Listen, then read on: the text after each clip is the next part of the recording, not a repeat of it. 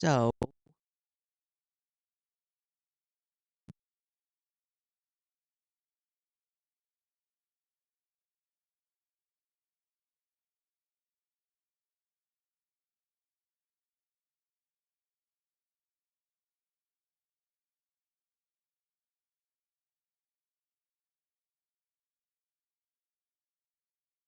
Did that? All right. Get a side ahead. Hey, folks, we are a little early, and I'm just testing sure that audio is working. Ooh, when I'm watching this, before I edit the beginning out, I'm going to eventually edit this out, but I just need to sure that stream works and that mic works. My crime is my wife. sound Hi. is sound is It's not good. So audio is not. I'm gonna turn my Bluetooth off. Yeah.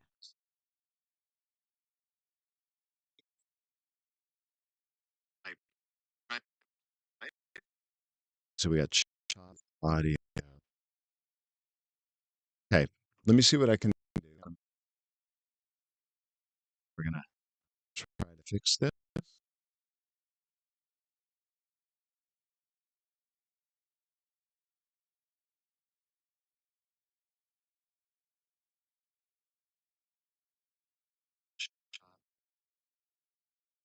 So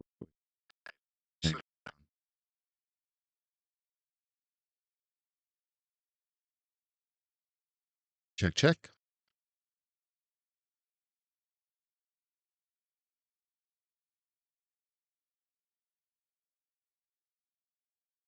All right, still got a minute to go. It looks like Second. nope, still not good. That. Hang on, folks. See if this is getting any better. Hold tight. Oh, technical difficulties. So much fun.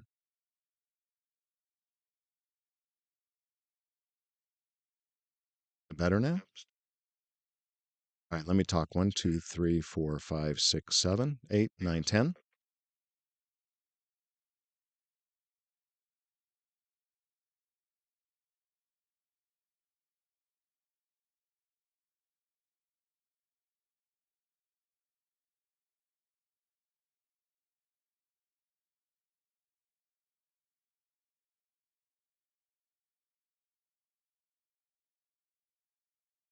All right, better. Hey, fantastic. All right, we got about a minute to go here. And Catherine, thank you. Yeah, it's not streaming well. Let's see what else. Give me 1 second.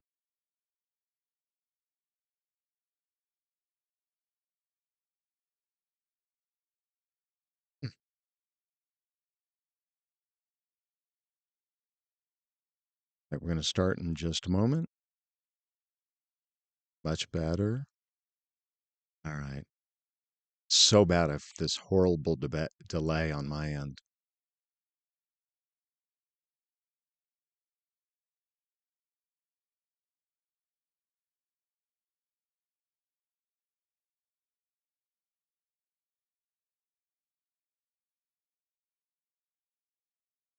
All right, give me 1 second, folks. Give people a moment to connect in here.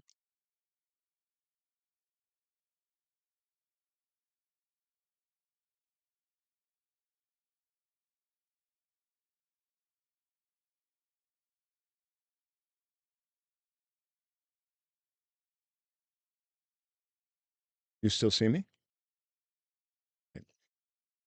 Hopefully it works better. We'll see. All right. It is about that time, so let's go ahead and jump in. Uh, anyway, do me a favor if you can hear me okay now. Those of you that are here, everyone that's here, just type good if you can hear me okay. You can hear me and see me. Just type good. Those of you that are online right now live, all right, good deal. So we're going to edit this out, but I want to make sure we've good. Okay, so we have a little bit of a delay, but that's good. All right, so let's get going here. All right, folks, welcome. My name is David Susan. Thank you for joining me today for this live event to talk about really getting unstuck. To my right, she's not on mic, but to the right of me is going to be prompting if something comes up is my wife. And so you might see me turn or listen to something she says. And I asked her, feel free to interject as we go. But I want to talk a little bit about, getting stuck and getting unstuck, and usually where this occurs. So all I can do is talk from my experience. Now, before I do this, I want to thank you so much for being here. I know it's a big commitment to spend the time either watching it live or watching the replay, so that's a big deal to me. Some people ask why I do this. I've been basically teaching since I was in second grade. And it is just my passion to be able to help others and share with others some of the knowledge I've gained. And I do keynote speaking, I travel all over the world. And as I drop tidbits of information along over the years, people will grab stuff and go, wait, say that again. What was that? So I thought what I would do is do these lives to be able to share some of my insights that I have and hopefully make an impact in your world, in your life. And even if it only makes one little change, then that could be huge. In fact, one little thing turned my life around about 17 years ago. I'll talk more about that on another live, but that's it. So I want to talk about being stuck. I'm going to ask my wife, please interject if there's something. Stop me and answer. Okay. So being stuck. In my experience, and I can only talk for me, I can't talk for you, but I would love your input on this of why do you get stuck? So go into the comment section and just tell me why you're stuck. If you're watching the recording, tell me why you get stuck. And while you're typing, I'm going to tell you why I get stuck. Number one, I get stuck because of overwhelm. Sometimes I could be a little ADHD. I'm not diagnosed, but my brain fires so much, so quick, so many areas, and things will become overwhelming to me. And I don't know where to start. And the overwhelm can be paralyzing sometimes. And I've dealt with this my entire life. So, what I have had to do in my life is peel away and simplify as much as I can. But then there's still stuff to do, and you take on a project or an activity, and it's still big. So, we're going to talk about that. The second reason for overwhelm or for getting stuck is you really don't know what to do. You don't know the best thing to say. You don't know the best approach. You don't know the best way to solve a problem. So, those are the two that I tend to deal with the most. And that's what I'm going to talk about. Now, if you have questions, you have comments or thoughts, make sure you are putting them in the question box. So, I'm going to go to I say question box, to the comments. So, too many options, too much uncertainty. Okay. Absolutely. Love that. So that's similar to what I was saying, right? Too many options. It's overwhelming. And the other one I will talk about in a little bit here is uncertainty, which is what if I do the wrong thing? And sometimes that, I guess I should have added that. I've dealt with that a lot. Like, well, what if it's wrong? What if I screw up? What if? And so we'll talk about that. Overwhelm, fear of failure, and then you're not confident in interaction. Okay, beautiful. So there's a delay here, so it's not coming in live, but so I'll follow up as you do, as you type those. So I'm going to talk about my first favorite strategy. Some people leave it for last. I think of this as a fireside chat, and if you were a buddy of mine and I was talking to you, I'm just going to give you my favorite solution up front. When I coach people, and I'll bet you're the same way, as I have coached for years. I coach senior executives, CEOs, I coach salespeople, sales executives, for people like you, right? Corporations that hire me to come in and work with their teams. It is so easy for me to find a solution or a next step for people. It is so easy. It is my superpower. Like if you came to me with almost any issue, any problem, what should I do? What should I say? It could be a business problem, a relationship problem. It could be an employee problem. It could be a leadership problem. It could be like, it almost doesn't matter. And I don't mean this boastfully, but this is my superpower. My ability to get to the root cause and the ability to figure out what what would I do? And it is so clear for me and so easy for me to tell other people what to do. I am going to bet you have that ability too. I'll bet you have that ability if you've got a coworker and they're struggling, or you have a family member and they're struggling. I'll bet those of you listening right now, you have that ability to go, well, you know what? If it was me, this is what I would do. If I were in your shoes, this is what I would do. What would I do next to get started? I would do this. You know what? I would just go for it. I would do this. I'll bet that you have that ability without even thinking to solve a lot of problems for other people and to have clarity of what they should do. So I call it WWID. Write that down. What would I do? It is my favorite strategy to teach, to coach, and I do it myself. So what does WWID mean? What would I do? Now, not what would David do? It's as if you were saying that. So if your name is, my wife is Marilyn, it would be Marilyn saying to herself, well, what would I do if I were in that situation? Right? Because you're good at it. So I'll just tell you how I do it. When I am stuck, I pretend I'm talking to a client that has the exact same problem. They're stuck. Well, I want to grow my business. Oh, I want to get a promotion. I'm not sure how to ask for a raise. I'm not sure what to do. So I sit there and I go, all right, here's what I would do. What I would do is, and I would say it, or and I would write it down. And whatever I would say to them, I then go, okay, that's what I need to do. Now, here's why we're able to do it so well. I'm not a psychologist, but this is kind of what's happening in the brain. For me, I have no fear if I'm telling you what to do. I'm not thinking of consequences because I don't really care. I'm not invested in it if I'm telling you what to do. Overwhelm? There's no overwhelm. Here's what I would do if I were you. Just go do it. Figure out a way, find a way, make it happen. Here's the next step. The very first thing I would do if I were in your shoes, the very, very, very next step. It's so easy because when I'm telling you what to do, I don't have all the baggage behind me thinking, oh my God, what if? I have no fear when I'm telling you what to do. I'm not afraid. I don't care. It doesn't affect me. It's not about, well, what if I look stupid? What if I'm wrong? What if I'm embarrassed? So you're so good at telling other people what to do because you don't have anything invested in it. You have no risk, you have no fear, you have nothing.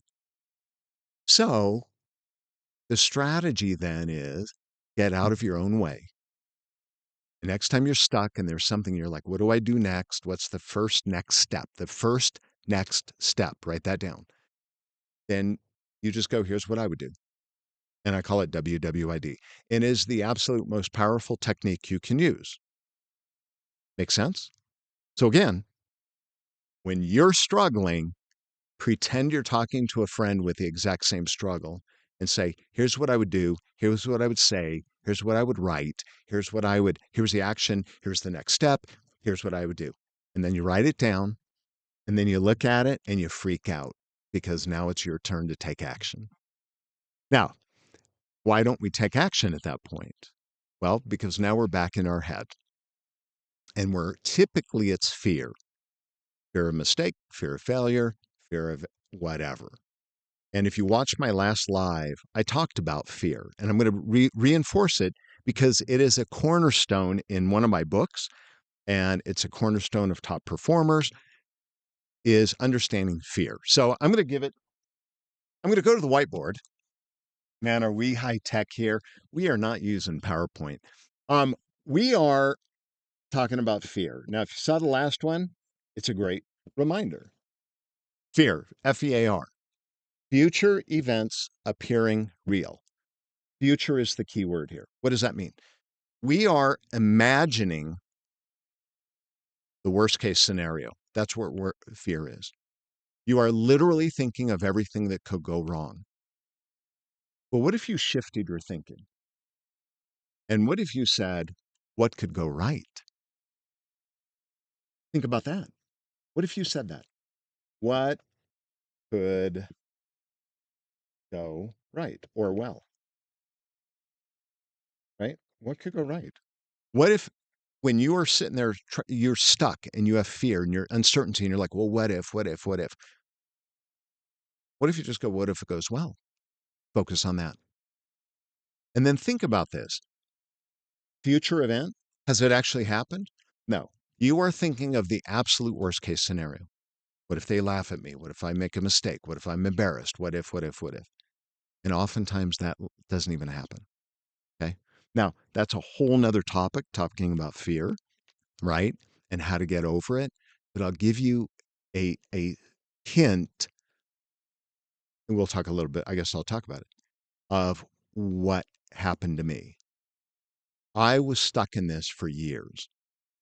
I would hesitate. I was indecisive.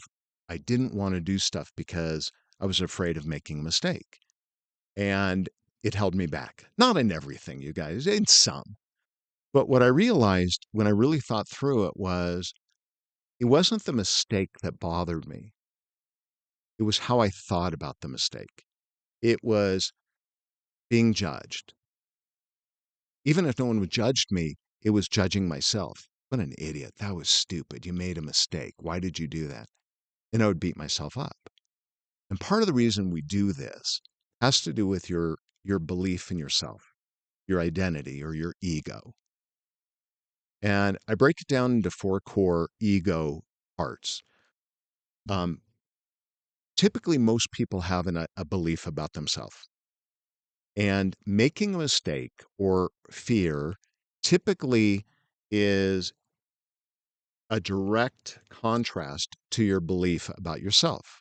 So the big beliefs about ourselves: I'm smart, I'm right, I'm reliable, I work hard,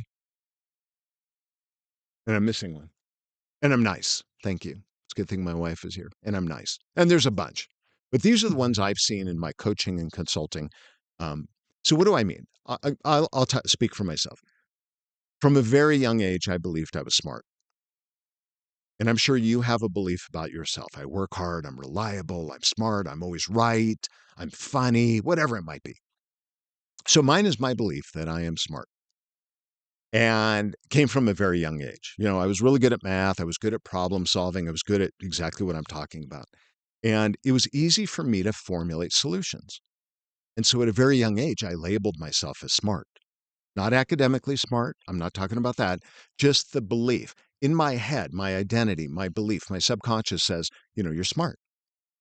So what happened is as I studied this, I learned if I do something that questions that identity, if I do something that threatens that identity, subconsciously, it's part of our defense mechanism. We defend ourselves. And so the way I would avoid if there was a risk of making a mistake, my brain would go, well, if you make a mistake, you're stupid. And that goes against my belief of I'm smart. So because and I didn't understand this, it's all subconscious. What would happen is I would avoid decisions. I would avoid taking action because I was always worried about the worst case scenario. And that would be a threat to me. That would be a threat basically saying that I'm not smart. And it was debilitating. Making a decision about what to eat, where to go. Do I lay off this person? Do I fire this person? Do I put them on a performance plan? What do I do next? What's the next step? Now, almost everyone I've coached and almost anyone I've ever met has some form of this. The policeman I coached, he had a belief that he was always right. And so he followed the law. And if you broke the law, that was not good for you. He treated you like a criminal, even if he pulled you over for a minor parking violation. He treated you like you had just executed someone. I mean, that's how bad it was, right? Because his belief was I'm right, and if he lets you go, if he gives you only a warning, that was his belief of, well, I'm not right if I do that because that's the law says you broke the law, I can't let it go. People who work hard, and this might appear to you if you this is you or your boss. If your belief is I work hard, then it's hard for you to connect with people who don't work hard. You judge them, you get mad at them. And sometimes this belief of I work hard is the beautiful thing, but can it hold us back in some areas? Yeah, potentially. Because if something's overwhelming and too big, and you're thinking, I can't do it, I might make a mistake, then that's a direct reflection to say, well, obviously you're not working hard enough. And it's the guilt that would hold you back from doing it. So it's really messed up, you guys. This is a whole nother topic. But when I finally figure this out, I look at fear differently. I look at mistakes differently. I look at going live differently. You know what? If you don't like me, you don't like me. I used to take it as if you don't like me, oh my gosh, I'm not smart. Because if I was smart, I would have done a better job.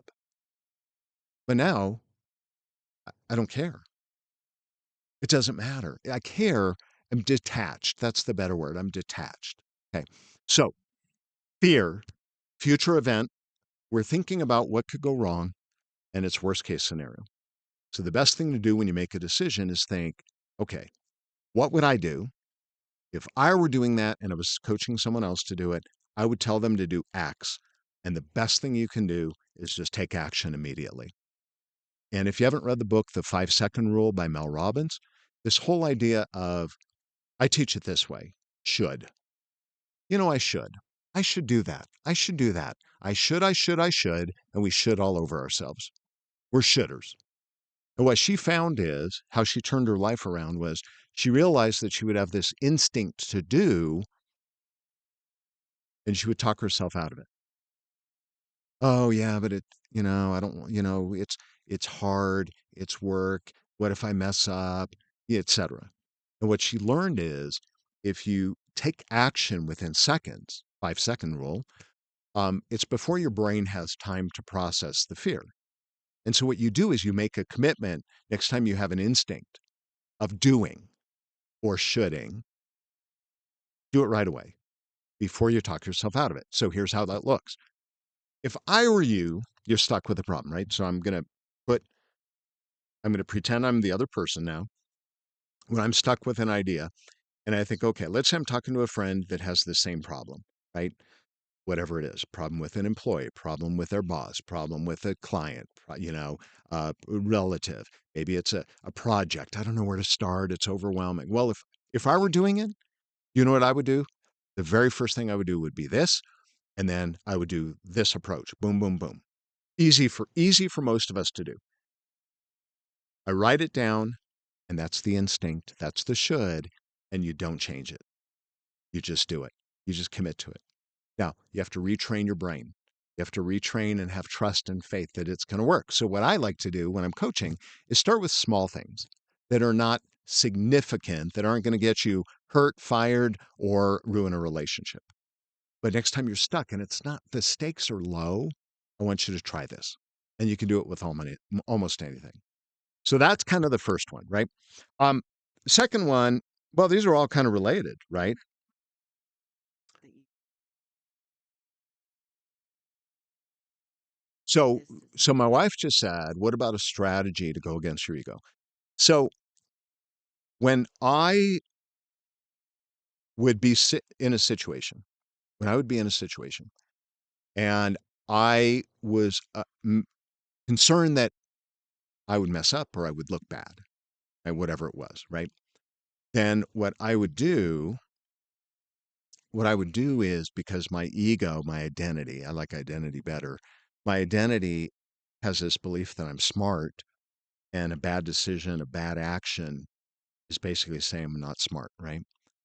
What I learned to say, and this took practice, is this phrase: that doesn't mean this. What does that mean? Or this doesn't mean that, right? Whichever way you want to say it. But basically, what it says is, hey, a bad decision, that bad decision that I made, even if I make the bad decision, it doesn't mean I'm not smart. It doesn't mean I'm not right. It doesn't mean I'm not reliable. It doesn't mean I don't work hard. It doesn't mean I'm not nice. Having to say something to someone, and being direct with them and they get mad. That doesn't mean I'm not nice. What does it mean? It means they were mad. They were offended. It means you made a bad decision. It means you messed up. It means it wasn't the best move. What happened doesn't change who you are. It doesn't change the fact that you're smart, you're nice, you're reliable, you work hard, etc. It doesn't mean any of that. So I had to reprogram my brain this way over and over and over again until I got to the point where, and I still do it today, by the way, right? I still do it today. Made a mistake the other day.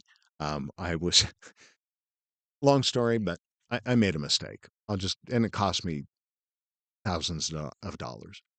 And I was beating myself up. Why? Because subconsciously, I'm smart. And if I was smart, I wouldn't have done it the way I did it. Oh, why did you do that? You should have done it differently. So I go back to that. Okay, wait. The fact that I screwed up, they weren't offended. The client wasn't offended. They just chose a different direction because of what I did. What happened doesn't mean I'm not smart. All it means is I didn't present it well enough. I didn't ask the right questions. So I learned better next time. But it doesn't mean I'm not smart. Maybe in that instant, I wasn't as smart as I could have been, but it doesn't, my whole identity of who I believe I am has not changed. So this is kind of the essence of it, right? Of that idea. Now, another reason so let's say we know the next step. Okay. So that's the first part. We need to know the next step. And let's say it's still overwhelming. I want to teach you a strategy I use, and this is a strategy I teach my clients when I coach. Um, and this is what I've had to do. So I'll give you a couple ideas, right? Of when there's overwhelm and you're stuck. Number one, does a day ever get by? Those of you listening right now, do me a favor, type yes if.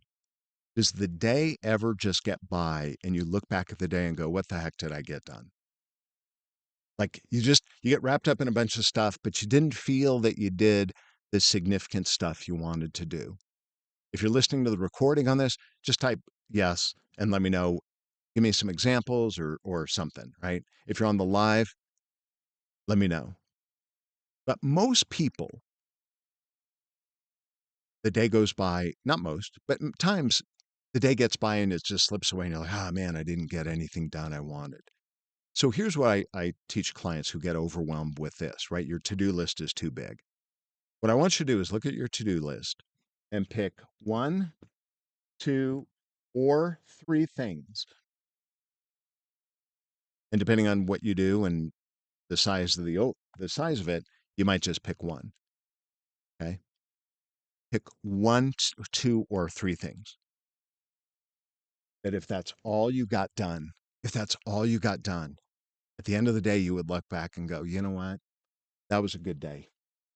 That was a good day. Those two things, that's all. If I got those done, it's still a good day. It's still a good day. Okay. Now, when I'm first starting, depending on who I'm working with, sometimes I work with one. And we get to the point where one is easy. Then we work up to two, then we work up to three. I typically do this in the AM. Some people prefer to do it at the PM at night. But what I want you to do, if you're stuck with this, your to do list is too big, have your to do list and then just write out if this is all I ever got done today, this would be a good day. Okay. Start there. Start there. There's other strategies. If we have time here, I'll teach in a minute of what I do that's really impactful. But that's, I think, is one of the best things you could do. Now, when you pick one of these three things to do, it cannot be huge. I'm going to build a whole new house. Yeah, you are not going to build a house in a day. So, what we want to do is take whatever task we're working and we need to break it down into manageable tasks. And that's what you're going to get done today. Okay. The manageable task. And so, the way I like to look at it is this, right? How do you eat an elephant? One bite at a time, right? Well, what I say is what people do is they take this elephant, they break it into, four legs and a trunk. Well, the problem is they break it into the leg and the leg is too big. So you got to break the leg down into a smaller part. You can't eat a leg.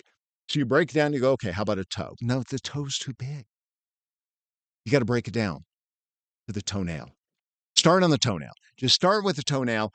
That's what you got to do. So here's the strategy I like to do. When I have a big project, right, a lot to do, what I'll do is I'll list, let's say, the first step or whatever it is I've got to get done. So let's say I've got this first step, right? I've got the first step here, first step. And I look at that step and I want you to write this down. This is gold. And this is the biggest thing that most of my clients have it's been an eye opener. For this first activity, is this an action or a decision? It's the most important thing you can do. Which one do you think trips most people up? The action or the decision? The decision. Almost everyone gets stuck because they go, well, I've got to do this thing, right? I'm redecorating. I'll use a personal, not my personal, but a home example. I've got to I got to redecorate the room. Great. Well, oh my God, where do I start? Well, you got to make a decision, right? What's the style you want? So let's say we break this down. We go, it's a decision, and I got to figure out the style I want for my room. Great. How are you going to do that? And what we're going to do is we're going to turn decisions into action. So let's say I need to decide on a style. What's my action? How am I going to do that? Well, make a list. What would you tell someone else to do? It always comes back to that. What would you tell someone else to do? I'd go to open houses. Good idea. Open houses. Look at what other people do. Love it. That's a free option. What else could you do? Online, right? Google online, catalogs, magazines, whatever, right? So now you look at that and you go, okay, open houses. How that's overwhelming. Oh my gosh, where do I start? So let's say it's open houses. So now we got open houses. We're going to break that down and we're going to go, okay, if I want to do open houses, how do I get a list? So get a list. Get a list. Okay, I'm stuck. It's not clear. Everything you do has to have clarity. It has to be crystal clear so you can write it down. So where do I get a list? That's an action item. And where's the easiest way to do it? I don't know. Well, then we got to do a little research, right? That's a little bit of research. And then what we got to do is figure out, all right, I'm going to go online. What am I going to Google? Google it, right? And then you break it down. Now, this is a weird example, but I'm trying to tell you if what happens is if you take literally 2 minutes, 1 minute to do what I just did, that's how easy it is. You break everything down to it's an action or decision, and everything you do, if it doesn't have exact clarity, get a list. I don't know what that means. Well, what would you tell someone else to do? I'd tell them to Google it. What would I Google? List of open houses this weekend. Bam, there you go. So you write that down, that's your list. And then here's the strategy I use because I found this works for me. It may not work for you, but this works for me. Let's say one of my options here, was that even on camera? That's on camera. Maybe not. Right? Here, let's say one of my options is Google it, right? Google it. I'm going to say Google open houses. Google open houses. Let's say that was an action item, right? That's a pretty simple one. But what I like to do is put a time estimate of how long each thing has. And if it takes more than 5 minutes, it's too big, usually, right? Break it down. So Google it. How long will it take for me to actually sit down and Google and find a list of open houses? What would you guess? 5 minutes? You write down 5 minutes, and there it is. You're done. Sit down for 5 minutes, Google it. What was your next step? And you work your way back up. And you can do this in a spreadsheet, you can do it anywhere. But this is a strategy I've used. And what happens is in my right hand column, I do this on a spreadsheet. In my right hand column, in my right hand column on a spreadsheet, I'll just put all these time estimates. And what's fascinating is when I first start a project, it looks overwhelming. And when I actually break it out and I do it, I'm like, 60 minutes worth of work. It's an hour of work, maybe half a day of work. And it was swimming in my head, and I've been putting it off and procrastinating because I didn't have clarity. So the number one key of getting stuck, not the number one, but one of the keys is having clarity. And really that clarity of what am I doing? A decision or an action, break it down. How long will it take? And if you don't have absolute clarity where you can just literally could hand that piece of paper to an intern or someone, like that's how clear it should be. And that's really a huge secret. So that's a big one. Um, about failure, I talk about fail forward faster fearlessly. Those of you that still struggle with what if I make a big mistake? What if it's wrong? So, what do I mean fail forward faster fearlessly? So, we talked about being fearless, right? We talk about you have to get to the point where you don't have fear of mistake and fear of looking bad and fear of making a bad decision. And if you want help with this, call me, reach out to me. This is, I'm oversimplifying. It's simple, but not easy, you guys. And I get that. So, I break it down. Um, fail forward faster. What does fail forward faster means? Fail forward. Failing means not being afraid to make a mistake. Failing forward means if you do make a mistake, you're failing forward, you're learning from the mistake. Failing forward faster means you accelerate how quickly you learn by failing more frequently. And you learn to do it fearlessly so you don't care. So I'll give you a great example of this. Sarah Blakely. She's the inventor of Spanx, multimillionaire, billionaire, I think now, right? And she tells a story. She tells how she grew up, where her dad would say, "Okay, kids, what'd you fail at this week?" And he would lean in and get so excited, "What'd you fail at?" And they were encouraged every week to fail at something because he knew, genius, man, I wish I was that smart. What he knew was if they got excited about failure, they reframed it in their brain that failure was good because that meant I was learning and I was taking a step forward. And that's what she did. So I call it fail forward faster fearlessly because if you're not fearless, you won't try. But that's what she did, right? And it turned her life around. And that's what most people do who have um, dramatic shift in their career, dramatic shift in anything they do as a leader. Let's say you're in a leadership role, all right? So some people here are leaders, some aren't that are watching this today. Let's say you're a leader. The number one key to being a great leader that I've learned. First of all, don't make stupid don't do stupid stuff, right? But let's say you're an average you know your job. You know your job, right? You're competent. No one wants to follow a wishy-washy leader. I learned that the hard way. That was me many years ago. I was great at leading people. I was great at leading people. And I don't mean that cocky. If you watch one of my previous lives, I talked about this, but I learned how to really lead people. What I wasn't good at is being decisive. And so I was wishy-washy, and people don't want to follow wishy-washy. So what do they want to follow? They want to follow people who are decisive. So if you think about it, the best leaders are decisive. Think about all the greatest people you follow, the people that you are willing to do anything for, right? The peer group, right? You're in a peer group. They're the ones that go, hey, let's go here. Let's go eat here. Let's do this.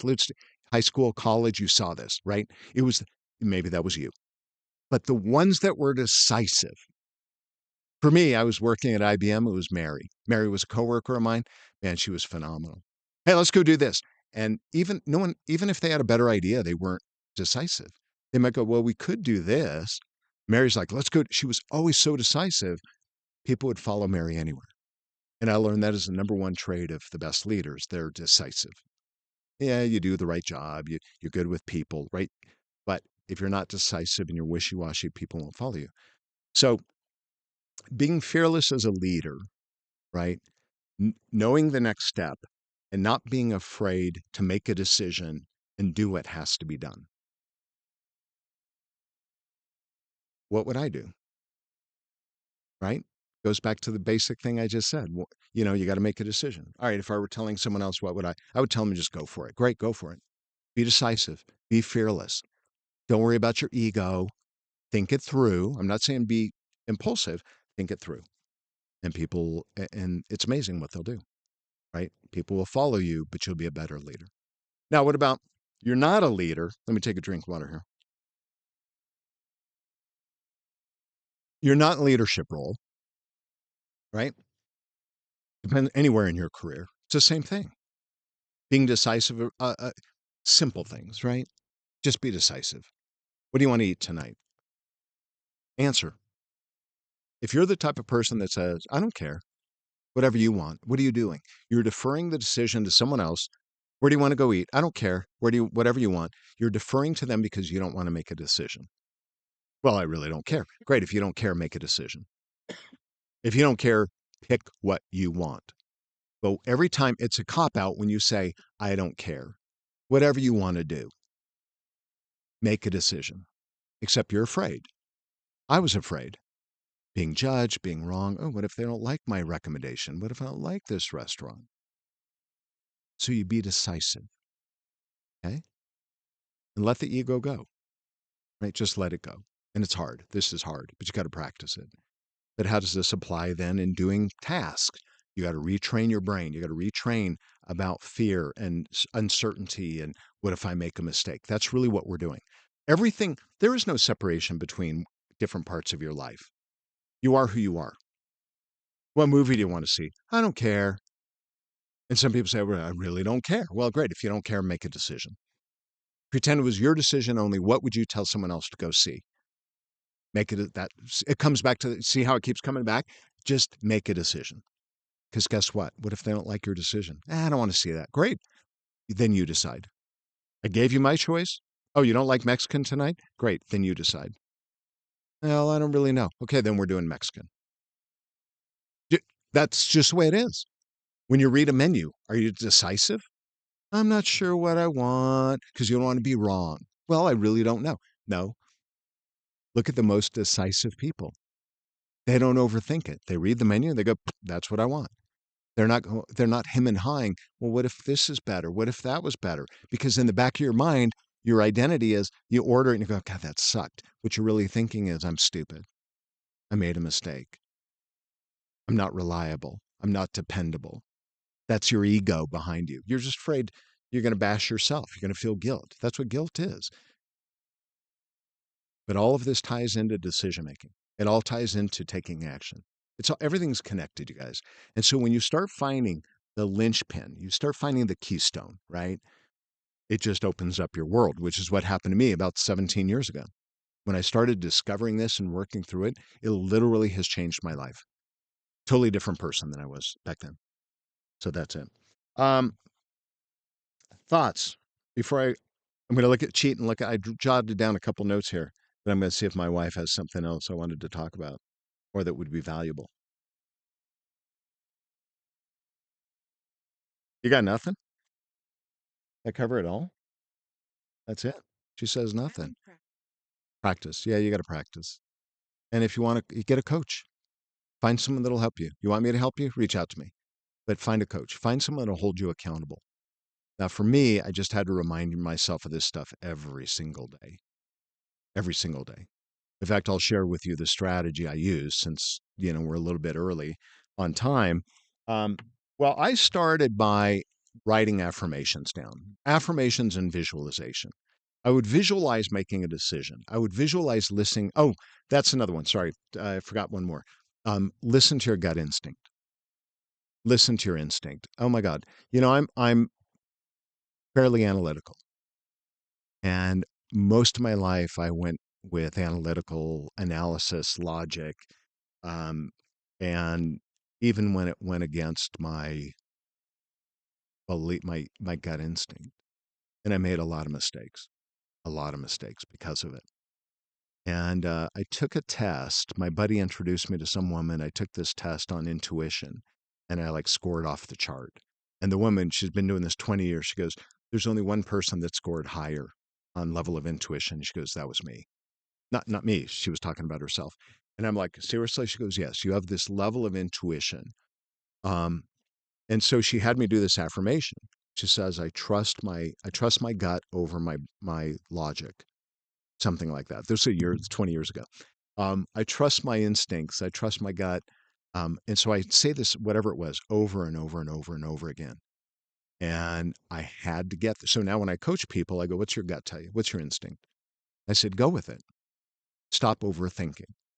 What would you tell someone else to do? That's your instinct. That's your gut. That's why I use that.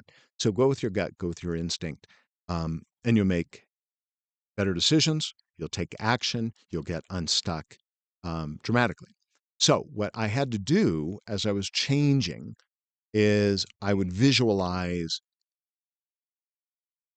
what I wanted, my future event to be exciting, not fear, right? I would anticipate and expect the best, and I would visualize that.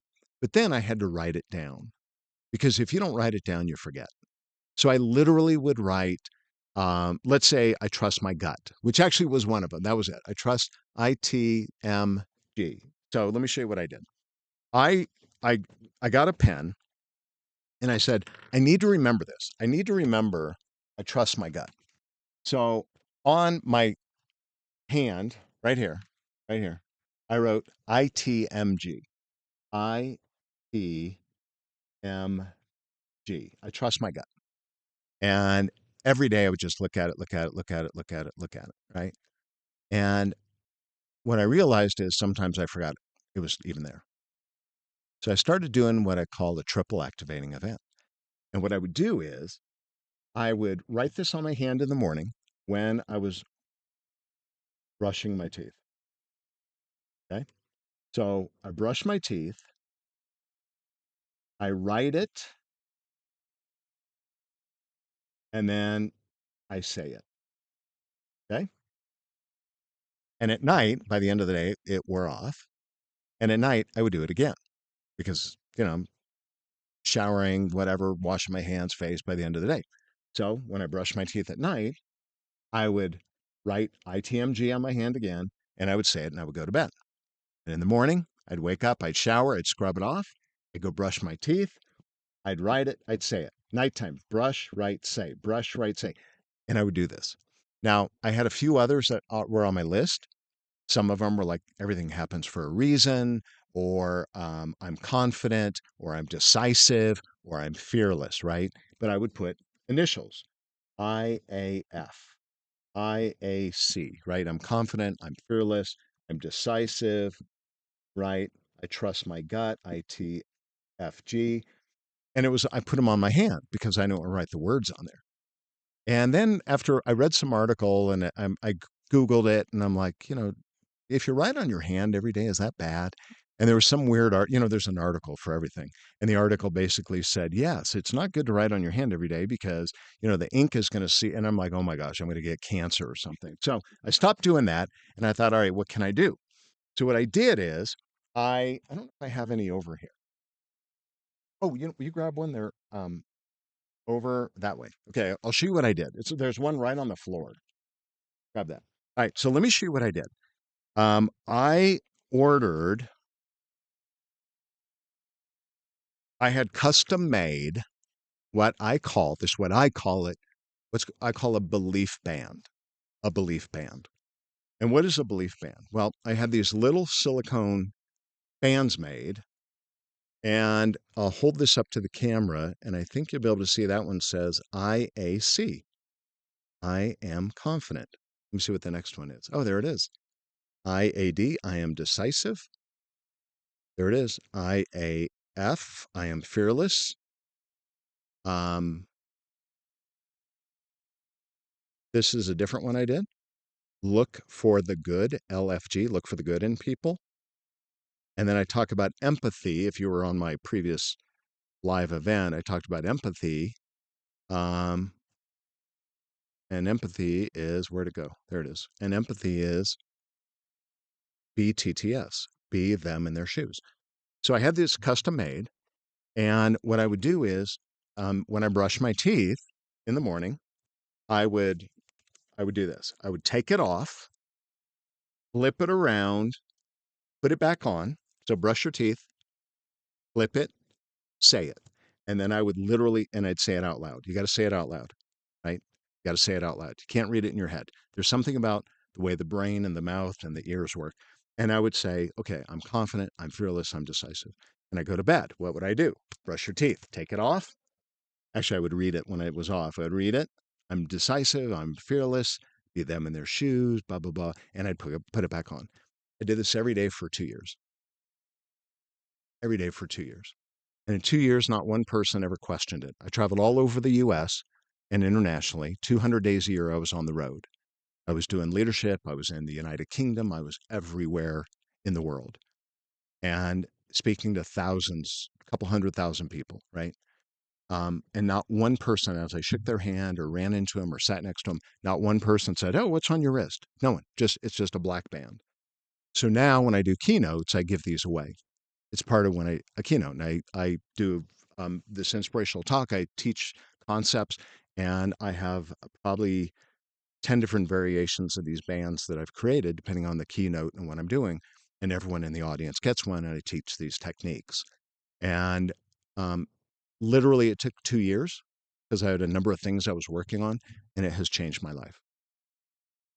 Yeah, go on my LinkedIn profile. You'll see I did some work with Toyota headquarters, and one of the managers there wrote just the loveliest comment about this band on LinkedIn. So since you're on LinkedIn, when we're done, go to my profile, read it. I would love comments on that, but I'd love comments on today's webinar also. But so that's how I start to break habits or create new habits, especially when you're struggling.